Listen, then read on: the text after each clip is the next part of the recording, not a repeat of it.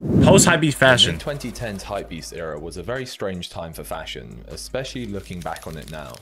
On the one hand, it's Oh damn, it's OG Ma, bro. Who know OG Ma in 2015 was popping, bro. Popping. I kid you not. Obnoxious and tasteless time in fashion where hordes of people would do the most Dan, low-key, like, as much as I miss maybe the feeling from this era, I hope we never go back to this. Like the crazy Hypebeast fashion. Like, I'm gonna keep it a buck. I like fashion way more today than 10 years ago. I think it was just because I was a kid and this is all just like big brands, box logos, Bape hoodies, you know, like just to get their hands on a white t-shirt. That's kind of crazy too. I don't know who that kid was back then. Kids would even queue up outside streetwear stores overnight, and some people would even capitalize on the hype by reselling clothes for crazy prices the very same day. This is all this Supreme. Guy was even doing the Hypebeast equivalent. Dang. Wait, who was this? Who was this guy? Who's the what's his name? Ape? Like it was the Ape or whatever.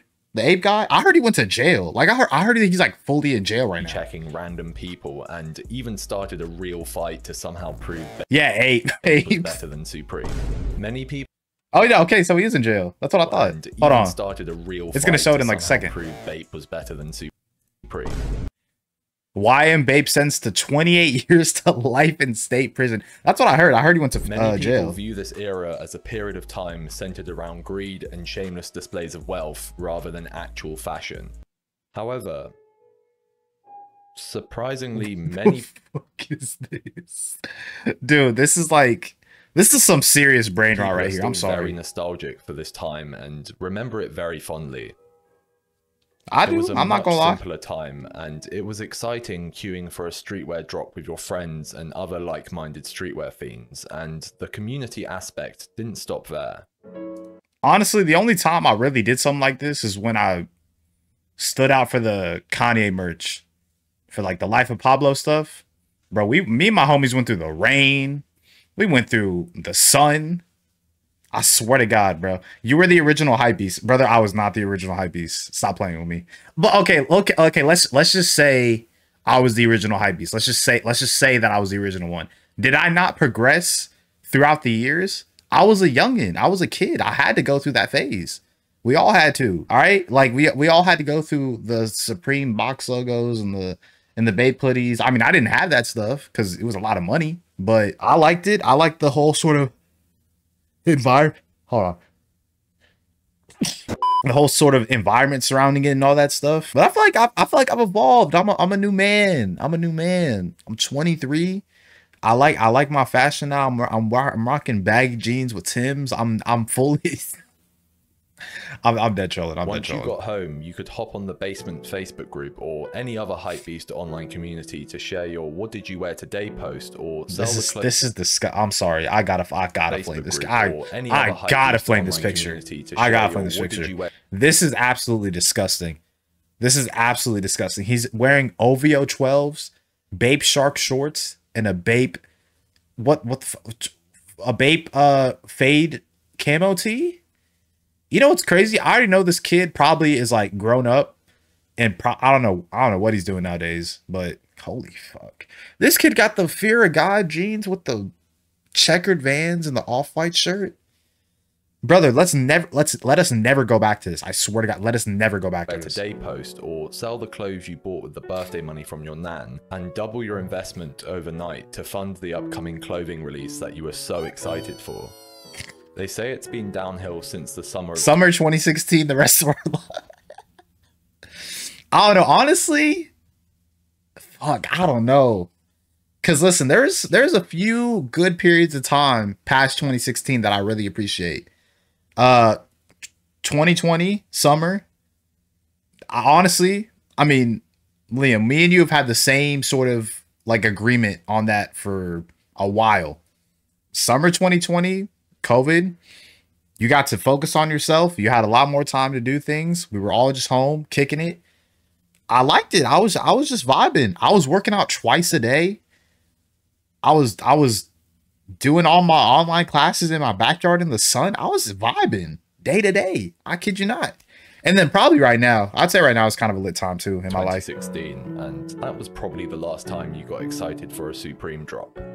Gone are the days when one could indulge in rampant consumerism and get a real in-person community experience as a byproduct. Getting a £6.50 piss-weak matcha slop drink from a chain coffee shop and taking some fit pics just doesn't hit the same as sitting out in a camping chair on the streets of Soho at 4 a.m. Nah, bruh. Honestly, if this era was to come back, I feel like, especially for like streamers, it would actually be pretty lit. Like for me, if we all got back to this style of like waiting outside and like kind of like waiting for clothes to drop, bro, streams would be fucking nuts. I would actually be down to do like a IRL like Supreme waiting in line stream. That would actually be kind of fire. Any means necessary Supreme and North Face collab jacket. This is pretty fire. I can't lie. This jacket is fire. While I personally never queued for a Supreme or Palace drop in those days, I definitely have very fond memories of that whole era. Okay. Like most 20-something-year-old male fashion content creators on the internet, the 2013 to 2018 streetwear craze was my introduction to fashion. I think everyone's pretty familiar with how hypebeast streetwear culture came to be, but what happened after? Where did all the hypebeasts go? We grew up. We grew up. Like, that's what I'm trying to say here. Present and inescapable, and then the next day it was just gone. Where are all the hypebeasts today? Well, it all started in the late 2010s when hypebeast culture got overhyped and the mainstream started taking notice, with mainstream high-end and luxury brands scrambling to capitalize on the streetwear mania. I think the Supreme collaboration with Louis Vuitton in 2017 marked the start of this, with Virgil Abloh becoming the artistic director for menswear at Louis Vuitton in 2018. Rest in peace, Virgil. Rest in peace, Virgil. Being the final nail in the coffin. Hey, hold your horses. I'm not saying that what Virgil did at Louis Vuitton killed streetwear or hypebeast culture in the 2010s or anything like that. This is not a critique of Virgil. Don't worry, that comes later in the video. Oh, damn, you about to make some people mad with that. This was the moment that signaled a cultural shift where the wider luxury fashion industry went all in on the streetwear craze. I had no idea Palace had a collab with Gucci. Its edge. If the children of multi-millionaire Middle Eastern oil... Damn, who remembers this kid? I forgot this kid's name, but bro, where is he at? He probably doing some. Tycoons are dressing like the kids on the streets of London or New York, then it's probably not that cutting edge anymore. Virgil himself even said this in a 2019 interview. Streetwear, it's definitely gonna die. This man was really ahead of his time, I'm not gonna lie. In response to the question, what do you think will happen to the idea of streetwear in the 2020s? Wow, I would definitely say it's gonna die, you know, like its time will be up. In my mind, how many more t-shirts can we own? How many more hoodies? How many sneakers? I think that like we're shirts and hoodies and stuff and sneakers are still, I think sneakers definitely had a decline. Like obviously now in the market, like StockX or Go, you could definitely get sneakers for like around retail, which I kind of like. But I mean, sneakers probably, definitely took a dip or just kind of had a, I mean, the aftermarket kind of died a bit. I'm not even gonna lie to you. Hoodies, I think honestly hoodies are kind of going, and even t-shirts are going in the direction of like fit and like blanks and high quality stuff. So I wouldn't say this is like completely 100% accurate, but I can see what it means. Hit this like really awesome state of expressing your knowledge and personal style with vintage. There are so many clothes that are cool that are in vintage, shops, and it's just about wearing them. I think that fashion is going to go away from buying a box fresh something. It'll be like, hey, I'm going to go into my archive. Yeah, he pretty much predicted the next 5 years of online fashion culture almost perfectly. Archive fashion started to become popular at the start of the 2020s with the rise of curated shops on social media, such as Constant Practice, as well as it becoming a form of clout to be knowledgeable about fashion history and culture and conveying that through a collection of rare and old vintage designer pieces. And while vintage and thrifting has always been popular, the 2020 saw it become some sort of fucking competitive sport. Actually, I don't know. Because again, like, I think a lot of vintage was still like popping even like in 2016, 2017. But look, even stores like Round 2, like sneakers definitely played a huge part in it as well. So again, I could see what it means, like kind of going both ways. Yeah. I can kind of see that, but also like what's also with like even like the opium style, you feel me? Like the opium wave and like baggy fitted like cargos and just like high quality designer pieces that are not like vintage, you know, or not like archive piece. You feel me? So like I don't know, it's kind of, it can go either way. Oh my god, if I get an ad, if I get another ad, I'm gonna lose it. I'm going to lose it. Going into the 2020s, there was still a market for hypebeast clothes, and the sneaker side of things was definitely still at full steam, but in general, streetwear was moving on from being synonymous with y'all are telling me this is fire? Y'all are telling me this is fire. Low key, I probably wanted to dress like this. What is this? Off-white hoodie, off-white scarf, off-white Gucci fucking sweats, tight to the cankles. The European Jordan ones are fire though. I heard these are coming back, so that should be good. Synonymous with hypebeast culture. If you actually care about fashion and not just signaling wealth with flashy logos, then just like Virgil said, there are only so many t-shirts, hoodies, and sneakers. This is when I think streetwear got Pinterestified and diversified.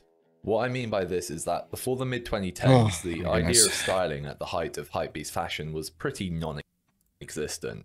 Damn, the revenge storms. You might disagree with me and think that your outfit from 2016, where you combined a Supreme BOGO t-shirt, some ripped jeans and Yeezys, was a very well thought out stylistic expression of your individuality or whatever, but at least the way I remember that era he's calling us all out. Damn. Were either ones made up of matching clothes from the same drop, you know, Gully Guy Leo core, or just piling on as much expensive loud clothes as possible. I mean, there was that extremely popular How Much Is Your Outfit series by Canada Goose jacket, Supreme LV hoodie, OVOT Calabasas pants, Off-White J1. Nah, the Kanye Calabasas slide was fire. I have the Calabasas runners in my closet. I kind of want to get rid of them, not gonna lie. Because nobody out here is wanting to cop Adidas Calabasas power phases, bro. Unknown vlogs, which encapsulates this attitude. By the start of the 2020s, I think people got a bit sick of just having all the gear and no idea, and wanted their outfits to say a little more than just I have something you don't, or I have more money than you. This is around the time I think hypebeasts started to diversify into different areas of fashion. Some people switched out the Bape hoodies for Stussy 8-ball fleeces and started to favor Birkenstock Bostons over Yeezys, and I'm not even mad at that. You know what it is too that I don't think people are realizing? I feel like the hypebeast culture was so popular amongst the children and the kids from like the 2013 to 2017 era when social media was also starting to blow it up. So now you have this wave of like young kids and social media both growing up at the same time, liking the same stuff. But then by the time we get to the 2020s, those kids are like, what? Like if they were like 12 at the time in 2013, by the time we got to 2021, they're like 2021. Like, bro, by the time you hit like 22, like, are you really like still thirsting over a box logo? Like some people at 22 had bills. Some of them didn't go to college or maybe like didn't live with their parents. And you know, it's another thing too. It's like, bro, dog, at the end of the day, like, come on, like, no, especially like girls, bro. Girls do not care if you have a box logo. I'm gonna keep it a buck. Not that girl in your biology class, your biology lecture hall, whatever. She don't care about your box logo. So at that point, everyone was like, bro, like, I gotta change it up. Essentially began TikTok micro trend hopping, but now at least there was some attempt to style an outfit, even if it was just the sandwich method or exclusively wearing earth tones. Some people went into the Uniqlo super minimal genre, while others were big into the vintage or workwear stuff, and some went into the archive designer scene that was picking up pace at the time. There was also Gorpcore, and then there was the Y2K Gorpcore was crazy, which was very prevalent in the streetwear scene. COVID and the rise of TikTok definitely had a part to play in this, with everyone having more time to look at clothes online rather than going out and wearing them. For the most part, all people could do was consume media and get this is the idea brain so right having here. good taste or being able to curate cool things became far more culturally valuable than simply having the most hyped item from the most recent drop. This is also where I think it became cool to not only have cool clothes, but also to be interested and knowledgeable about fashion.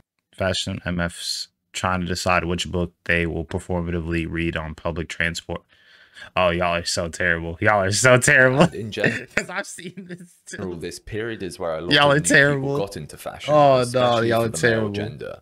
In fact, I think the YouTube series PAQ not only got a lot of people into fashion, but also showed a lot of hypebeasts. Oh, I remember the series. I'm not gonna lie, I've only watched one episode from the series. It was with Emily Oberg. I'll be straight up about it too. Creative sides of being interested in clothes. as it sort of bridged the gap between the Hypebeast era and the more diverse and chronically online era in terms of both when the show was running and the sort of stuff they covered. Each of the 4 hosts had very different styles and tastes in fashion, and that combined with their humor and on-camera chemistry made for such a good and unreplicable YouTube series. I don't think I need to glaze PAQ any more than this, as I assume most people watching this used to watch the show too. It's a shame it ended in the way it did, but I also hope the boys are doing well for themselves. How did it end? It's a shame it Then it started. Oh, ended in the way it did, but I also hope the boys I'll read some of that on my own time. I don't know how it well ended for themselves nowadays. If mid to late 2010 streetwear was defined by hypebeast culture, then I think early 2020 streetwear is defined by the Instagram brand apocalypse. Damn. I'm just taking it all in. Out of to be nowhere, honest, everyone suddenly had a clothing brand that sold graphic t-shirts, hoodies, and wide-fitting joggers. However, this was like 2015 part, too, though. This was like brand 2015, owners are 2017 not the too. kind of people who care about the works of, say, Ray Kawakubo.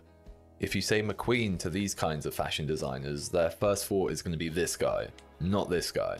These sorts of brand owners come more from the hustle culture side of the internet, where they take the sacred and holy practice of drop shipping and apply it to streetwear. You know, the types of individuals who talk about escaping the matrix, which is basically a substitute phrase for saying they are unhappy with being negatively affected by capitalism. But unfortunately, these so-called temporarily embarrassed future billionaires doubled down on their individualistic mindset and instead decide to utilize the system that they lack the self-awareness to realize they are actually critical of and have been exploited by. Ah yes, you really showed the Matrix who's boss by buying a drop-shipping course and then middlemanning cheap dogshit quality clothes made in unethical conditions by workers in less developed countries to make your streetwear brand that will lose all future customers and die. Hustle slap vision. To receive your products from your Alibaba receipts and call you out on TikTok. This is why so much online content about running a clothing brand seems to focus purely on profit and not on making cool and innovative clothes. You could also argue that Virgil Abloh's free game guide to starting a clothing... Oh yeah, I heard about this. I've seen this before. Probably have this saved on my phone somewhere. I'm not gonna lie. Document and his notorious design principles are partly to blame for the Instagram... The 3% approach. I'm not gonna lie, I hear a lot of people talk about that approach. Apocalypse too, or rather how mainstream culture mythologized these two resources. Virgil was a trailblazer in the fashion industry. He achieved so much without a traditional education in fashion while being very willing to share his wisdom and approach to creativity. He became a role model to so many people, and rightfully so. He definitely wanted to broadcast the message, if I can do it, so can you. But what I don't think he accounted for is people who only wanted to replicate his success for money rather than actually caring about art or fashion. Yeah, but at the end of the day, like, you can't really harp on that too much. Like, people, like, whatever you give out to the world, those individuals will take it the way they want to take it, you know? So it's like, he obviously wants to do something right by his fans. But like, if he wants to make it public and as big as he got, I mean, people are gonna just like lurch. What the fuck is the word? What word am I looking for? They're gonna leech on to that was a word. Leech on to, you know, whatever he tries to give to his audience. This is why I am somewhat critical of the free game document, because realistically, none of the information provided goes beyond what you could yield from 20 minutes of Googling or watching YouTube videos. You might say, well, this sort of information isn't obvious to everyone. Novices need to be shown the basics, but I'm sorry, if you don't have the drive and appetite to learn without it being served on a plate for you, or kind of just know these things already as a byproduct of being a creative person, I'm sorry, but this Vegeta's throwing me off. I swear. I swear, bro. A clothing brand. If you need to be introduced to what the Adobe suite is, then it's more likely that you don't have a genuine creative vision for a fashion brand, and then you just be creating meaningless clothes for the sake of it, or simply for monetary gain, which just contributes to the muddy spread. That boy had the muddy spread. The fashion industry. As for his design principles, when they got sensationalized and shared all around the internet, people just hyper-focused on the 3% rule and misinterpreted. Yeah, I'm about to say, everybody talks about this rule. 3%, and it must be good because Virgil said so. If your brand's 3% difference is that you choose a different word to put on your Y2K style puff print logo hoodie compared to the hundreds of other Alibaba powered Instagram slop brands making the same hoodie, then I'm sorry to break it to you, but I don't think you're going to be the next creative director at Louis Vuitton. May I remind you of Virgil's design principle number 6, a societal commentary, has a reason to exist now. We have enough of everything. What intentionality are you bringing for your work to exist now? Yeah, flames and skulls on a hoodie. That's deep, man. We really live in a society. All we need is What's love. that guy called again? George Orwell. Yeah, he'd be proud of you. Also, just a quick FYI, I'm not trying to shit on Virgil and be a contrarian. I have so much admiration and respect for him. I get what he's trying to say. It's like, Virgil gave out free game. Everybody took it in a bad way. Or not everybody, but obviously a decent amount of people took it in a bad way. And it's like, you're kind of feeding into the aspect of, you know, people creating bad stuff. And although the intent was to create like a generation of future designers so they can keep, you know, the game competitive, or not competitive, creative. Obviously other people got it, leached onto it, and now they're kind of just like messing up the market for everybody else, or not really contributing anything to the overall aspect of the fashion space. So I get what he's trying to say. So much in his lifetime and was truly in a league of his own. I understand that his providing the resource that I've critiqued was to try, quote, make a dent in the global disparities that exist, which is a sentiment I completely agree with, and he also set up the Postmodern Scholarship Fund, which is not only still running but has expanded since his tragic passing in 2021. He's one of the few artists of the caliber to just be known for creativity rather than a single art form. Basically, he's firmly sat right next to Rick Rubin in the Dream Blunt rotations of people who put multidisciplinary creative in their Instagram bios. So yeah, again, I'm not saying Virgil ruined streetwear or anything like that. And the issue isn't due to his actions, but more how people reacted to the resources he provided. Got it. Yeah. Maybe I've just made a connection from this to the Instagram brand apocalypse when really it's just a coincidence. So it would be interesting to see what you guys think in the comments. You might be thinking that people who are actually into fashion never really fell for this wave of Instagram fucking Rick Owens shit, dog. Brand slop, as most of the designs were pretty tasteless and on the types of clothing that people already had lots of. This is nah, dog. This is like a house fit. Like, I won't ever step outside in this, but you might see me wearing it in my household. But unfortunately, less blatant but still dodgy and kind of greedy practices have become very commonplace for slightly higher tier independent brands. They are still referred to as Instagram brands, as they are usually owned by fashion influencers or content creators, but I'm talking about the ones that actually do cut and sewn products and aren't just printing on blanks or using a design interface that looks like this. The negatives aren't as bad as finding Alibaba receipts in your order, but now it's normal for someone to buy, say, some trendy wide baggy selvage denim from some TikToker's brand on pre-order, thinking you'll get them next month. 4 months later, they finally arrive and they are paper thick.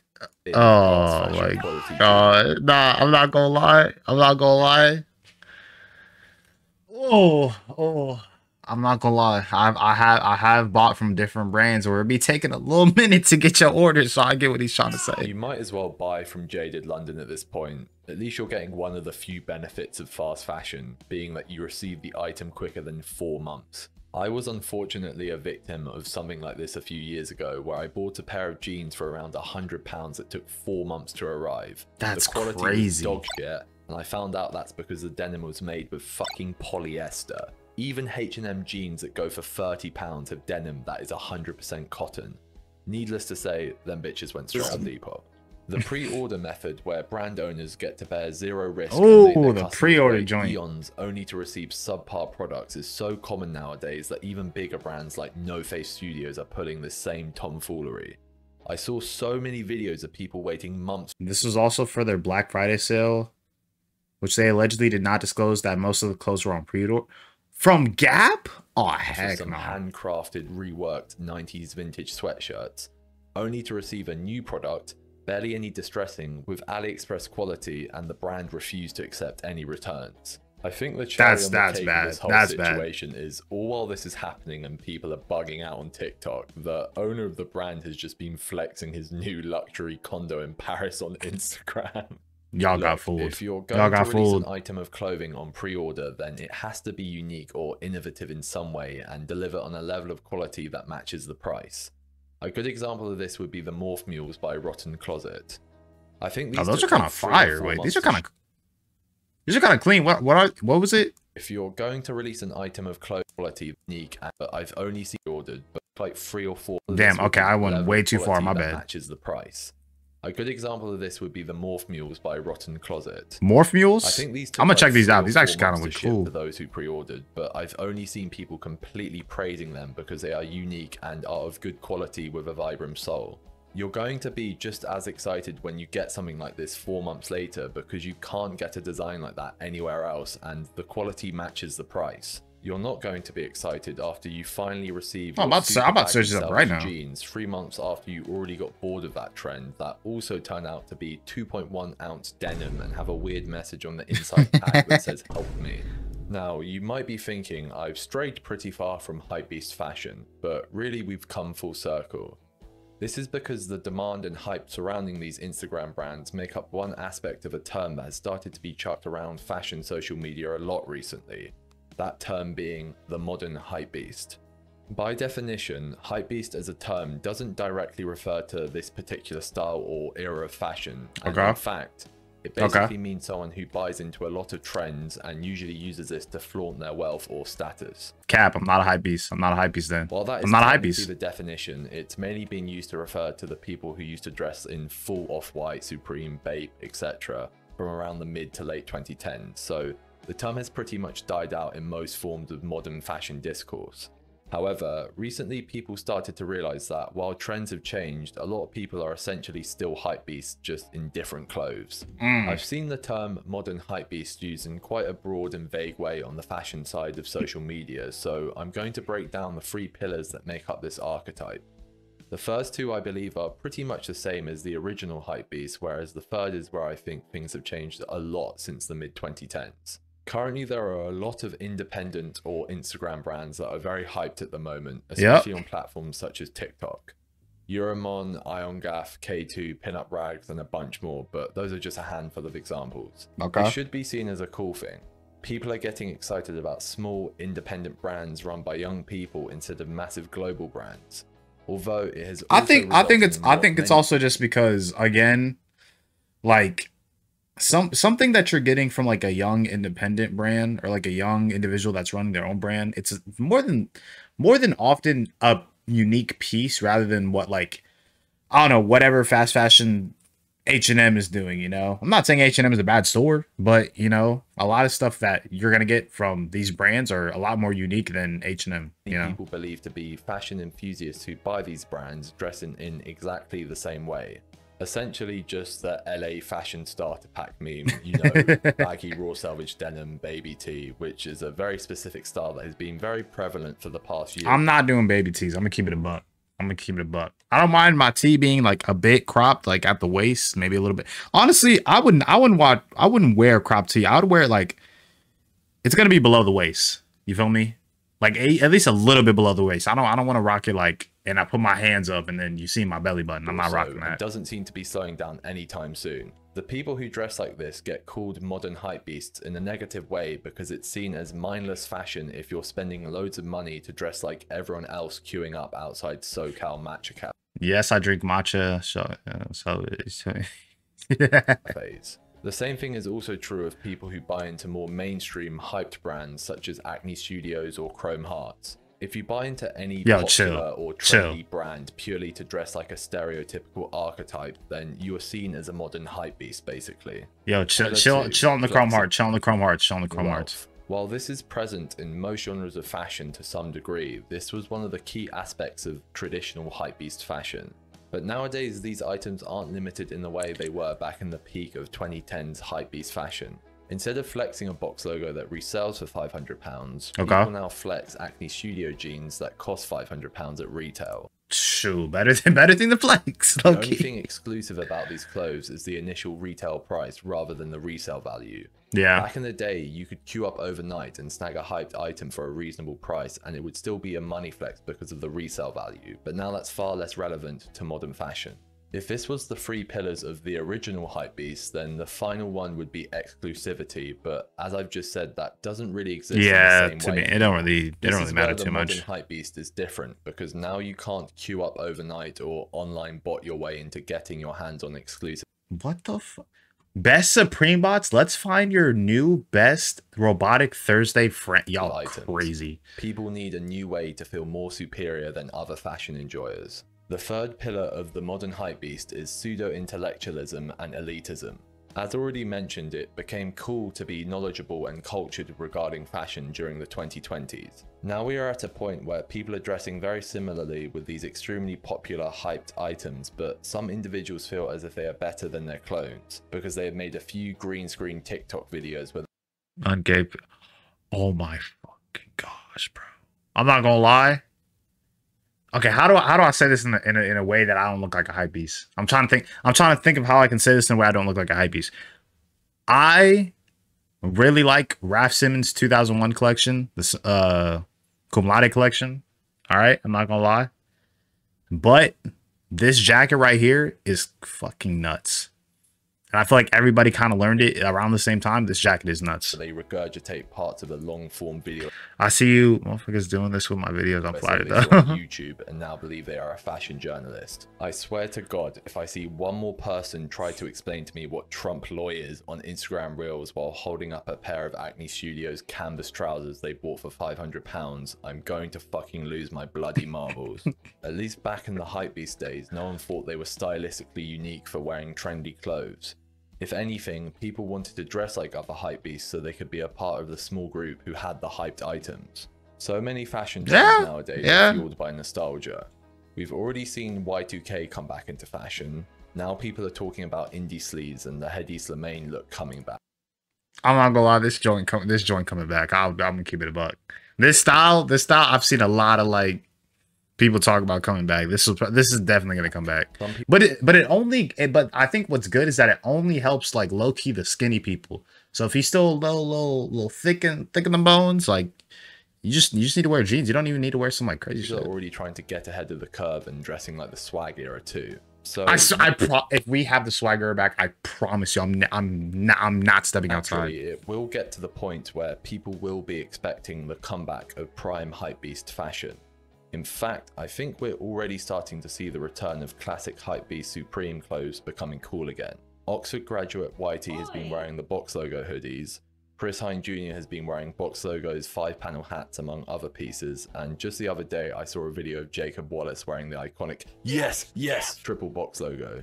I do think the Hypebeast revival is inevitable, and it'll come back. I think box logos will pop off again. But I do think low-key, if they do pop off again, right now is like the perfect time to buy one. Right now is the perfect time to buy a box logo.